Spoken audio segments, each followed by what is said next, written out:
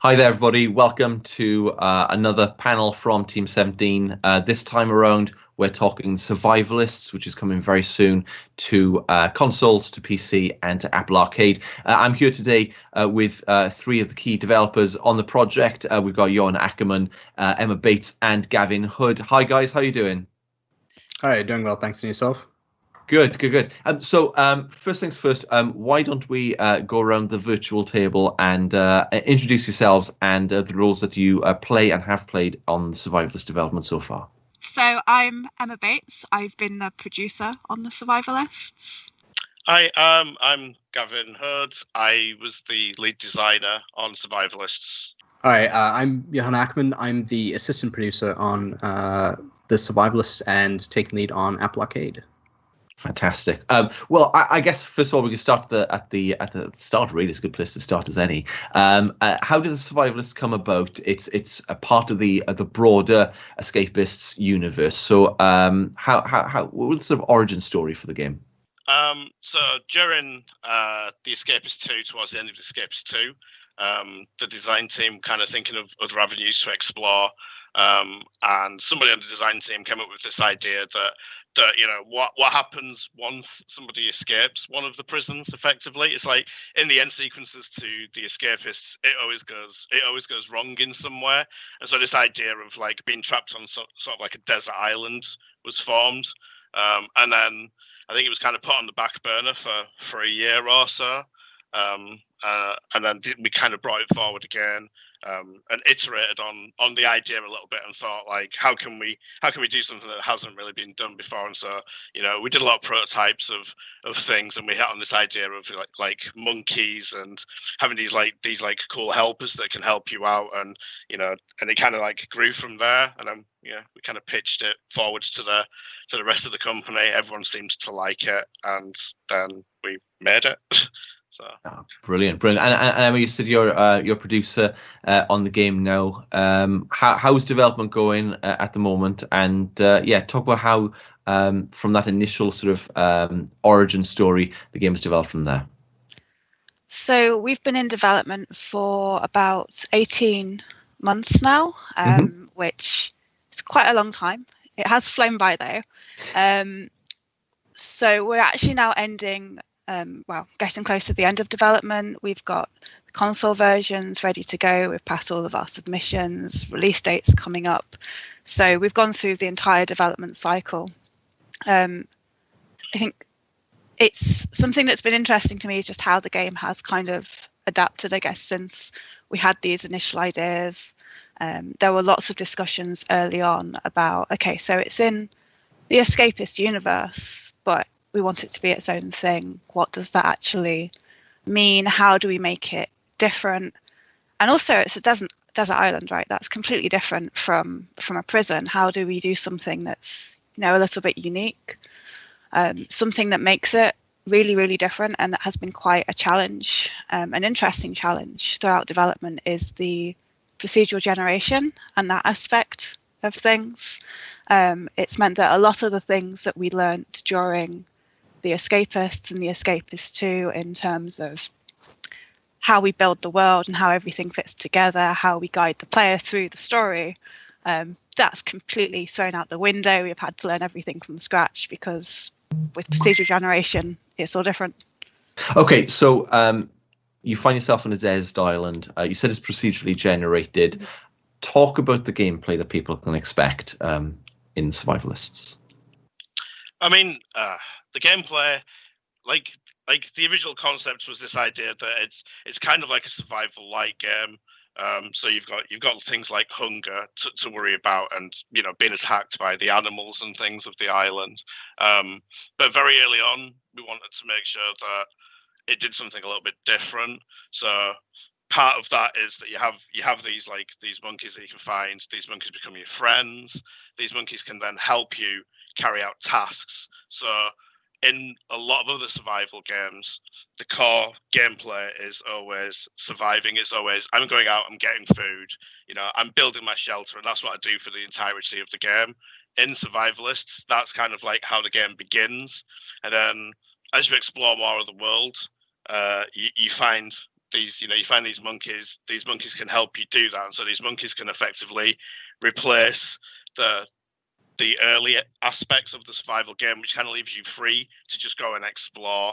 And at that point, the game kind of branches out into a little bit more of an adventure game where you're going out, you're exploring, you're discovering all of these things that the procedurally generated world has created for you. The stories to find and discover.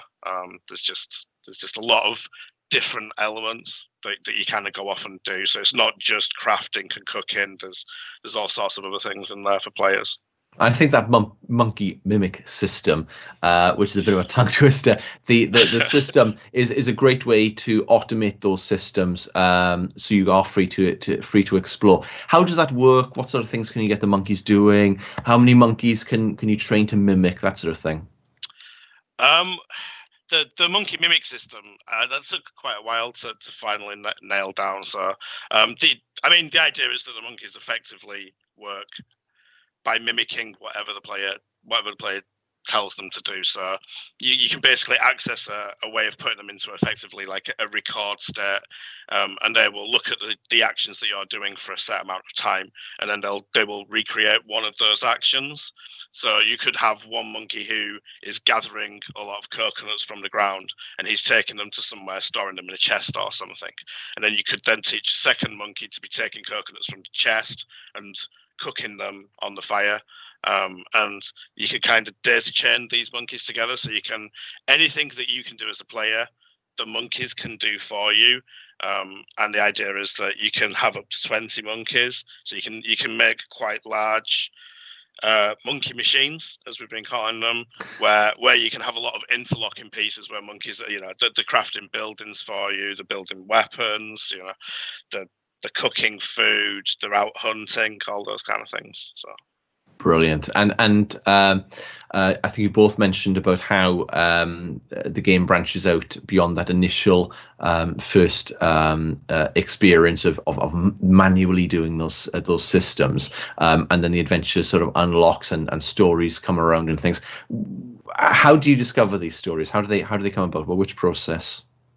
I guess there's a couple of different things. What we've tried to achieve with the Survivalists is this idea that we really want it to be an open world and a sandbox, and there's stories there, but it's kind of very much up to the player to discover the stories that we've put in there, but also to make their own stories and their own adventures and kind of play how they want. So we've got different locations in the game for you to discover. We've got some lore, which is kind of hidden around the world, and with the lore there becomes this idea of these characters that we have got. So if you wanted to find out more about one particular character, you can be like, okay, I'm going to go on an adventure to learn all about this one particular character. I found this one lore entry, I know there's more, I'm going to make it like my goal to find them all. Alternatively, players might just be like, right, okay, I've explored this one island that I've started on, how about I just go out and see what else is out there? I'm going to make a raft, I'm going to sail, I'm going to see where I end up. So a lot of it is this idea of the stories are going to be player driven. It's going to be based on what they feel like doing, what they want to do. If they're playing with friends, what they think is going to be fun for them to do. It's very much kind of something that stemmed from what we saw players doing in the Escapists too. A lot of players didn't really play how we expected them to. A lot of people went into the prisons and they were kind of treating it like a playground. A lot of players weren't going in with the actual intention to escape the prison. They just enjoyed being there and making these stories.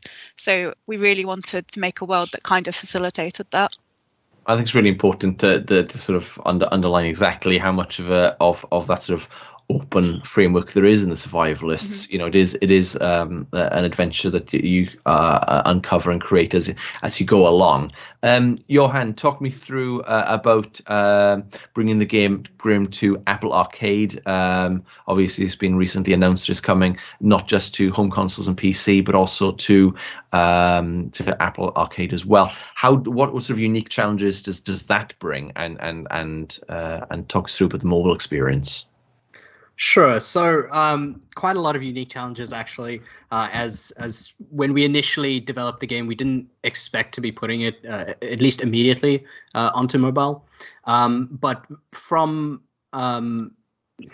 at some point we kind of looked at it and we said, you know, this is actually going to be a good fit. And when we actually got it onto a mobile screen, onto an iPhone, it was a really great feeling to see it there, and it actually kind of fit really well. Other than obviously the controls, which we've spent a lot of time tweaking and adding to, and just making it feel right for the players, because it is quite a different experience from playing it on PC when you have mouse and keyboard, and the actions that you can do for the monkeys and teach them using that, drag, select, all that kind of stuff, and then putting that onto mobile. As for unique challenges, I mean, I think the biggest one was memory for us. Mobile phones, as well as the Apple TV devices, don't have a lot of memory to work with. We did a lot of work for Switch, so we were kind of partway there, but we needed to go all out for the mobile devices. So that was one of the biggest challenges. And then other than that, I guess the UI controls system, but we had past experiences on the Escapists 2, which we drew on, obviously, and that worked really well. But there were a few unique things that we had to do with this. And I think later on, Gav's going to talk about accessibility, but we obviously went and made sure that on the mobile devices there was a lot of options for players. You can place the joystick at any position that you want to, and scale things. So yeah, I think it's a really great experience, and it's really nice to finally see it on a lot more devices. I think that's really important as well, is that the Survivalists has that long form but short form gameplay experience as well. You can, that mobile pick up and play. I'm going to set up a system. I'm going to explore this area of the island. I'll get that raft building sorted. That sort of thing is very lends itself very well to a mobile playing environment. I think that's great. Then some of the advantages that the game has when it comes to Apple Arcade, but you really can sort of sit down and play for many hours and explore the islands that you come across. I mean, you've touched upon it there, Johan. You mentioned there about the accessibility of the game. Gav, obviously one of the key things about the Survivalists is accessibility, and it's colorblind friendly. How did that all come about, and can you talk us through about some of the accessible options available to players? I mean, I'm colorblind myself, but beyond that, fairly early on in development, one of the other designers on the project, we were just talking, and he mentioned how we should try and make sure that this game can be enjoyed by as wider audience as possible. And it wasn't originally within the scope of what we were going to do to add the amount of accessibility options that we did, but we kind of thought it was worth it. So we kind of made some deals with production, and we were able to I think to really push what we're able to do with the accessibility now in this game. So we're taking into account as many of the things that we can possibly do to make sure that it's as easy an experience for people to play. So we've done copious amounts of colorblind testing. We've set up things for people that can kind of like tweak and change various elements of the game to make it either slightly easier or slightly harder, or just change how something feels and is used to play. We support dyslexic fonts and things like that, and I think going forward as well, supporting the game post-launch, accessibility is one of the areas of the game that we would like to continue to push and support. During the recent beta, in fact, we had some feedback from some players with a few additional features that we're already thinking like, yeah, they make a lot of sense. They're the kind of things that we want to add going forward, because I think if we're going to support the game for the long term, then it's not just about adding new content. It's about making sure that content can be enjoyed by as many people as possible. So I think the goal is to give the accessibility of the game as much love and attention as any of the content that we have in the game. And I feel like as a starting point for where the game's launching, I think it's a good starting point. I don't think by any means that we're at the end of the accessibility thing, and it's something that we've learned a lot about during the course of this project. So I think it's something that will be expanded upon as we move forward. And I think it's really great to sort of see that level of accessibility going across the board, whether you're playing it on PC, as you said, or whether you're playing a console on Apple Arcade there as well. In terms of, you said about some feedback from the recent beta, some additional ideas to enhance the accessibility further, which is already looking really, really great. Are you able to share what those accessibility options could be at the moment? Something, just to expand on what Gal said, something that I think is really great about the team that's working on this is that everyone does feel quite passionate about accessibility, and like Gal said, we do want to make sure that as many people can play this as possible. I think one of the challenges that we've had as a team is actually working out exactly what we can improve on and what we can do better. So doing things and getting feedback from players with like the beta has actually been really, really useful for us. And there's some ideas that have come up that we definitely want to do, but this is a production problem. They're going to take a little bit of time to do. So we had someone who was playing the beta who said that actually they were struggling. Was it with the keyboard controls? They wanted to be able to control the player character with the mouse. Okay. Interesting. Yeah.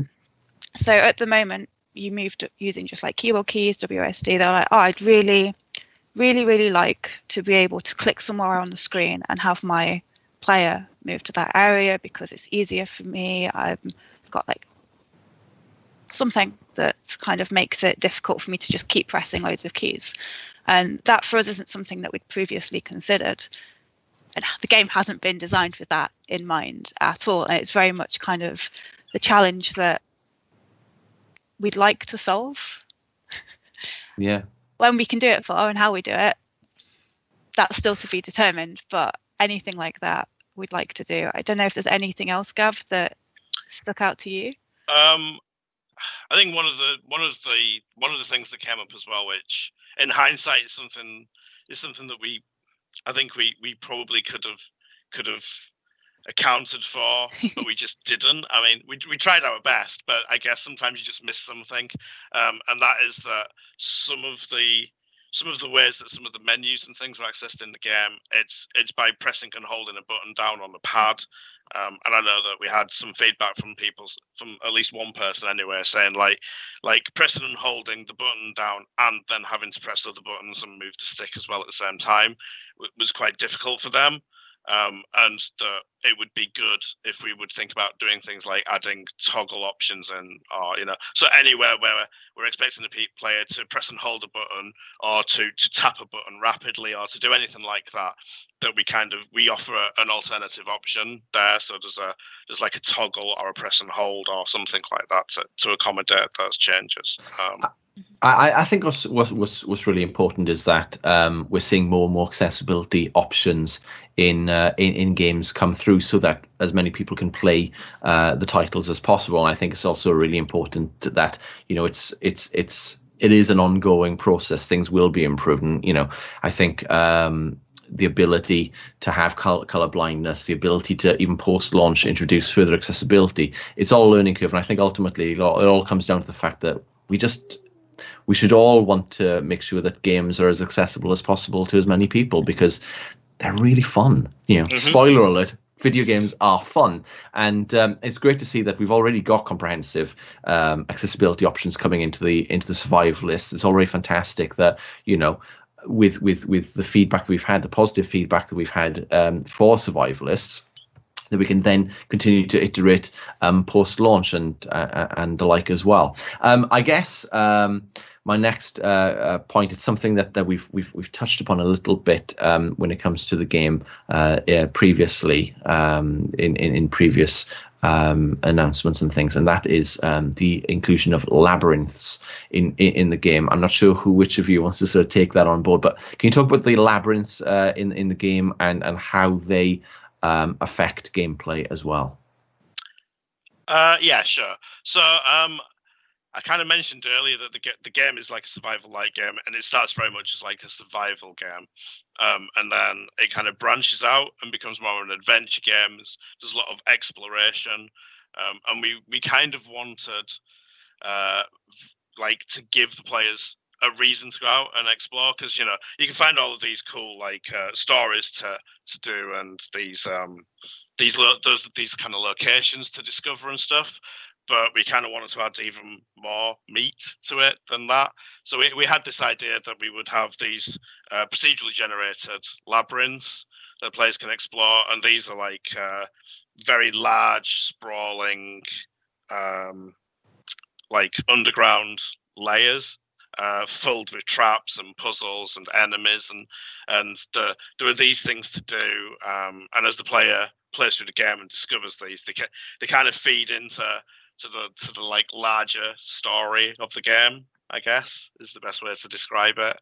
But they're like a very, very large part of the game. It was quite a lot of work went into making sure that they could be procedurally generated, so everybody's game was different, even down to these kind of like large scale labyrinths that you kind of battle through. I think team did really well with labyrinths, to be honest. I think people will be impressed by them.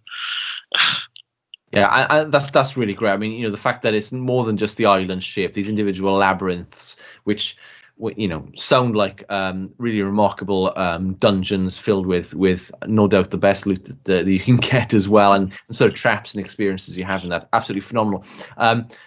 I think we've touched upon earlier on as well the fact that it is players, not player. This is not a solo, a solely solo player experience. Can you guys talk about the multiplayer for the Survivalists and how that works as well? Sure. Yeah.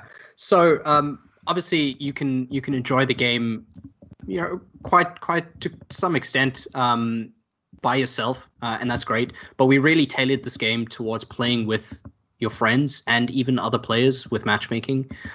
So the idea behind this really, and especially what Gav was saying about the procedural generation, is that you have your own island that you start off with, and you start to explore those things. But because of the procedural nature, you're not always going to get everything generated in these worlds that you have. And so we have a lot of emphasis on going to other players' worlds and experiencing what they have, and then bringing them to your worlds, and completing a lot of these quests together.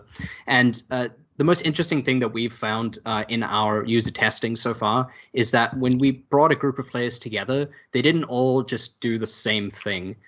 We had players that really enjoyed the combat and really enjoyed the base building aspect of it, and setting up these monkey chains. And so what we saw was that they were working together but separately.